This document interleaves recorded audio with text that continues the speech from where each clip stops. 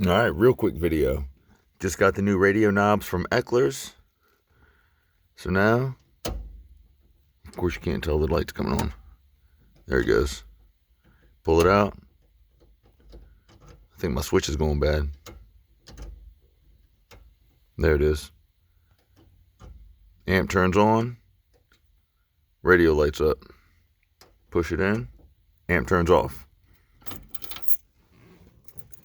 The knobs are looking good. I've never had this knob since I've had the car. So now I got that.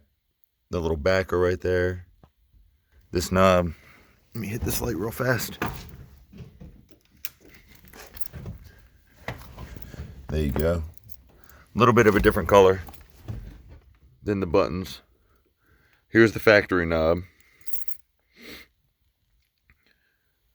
See how shallow that is? This is a little bit deeper than this knob is. This is the factory right there at the bottom. Nothing major.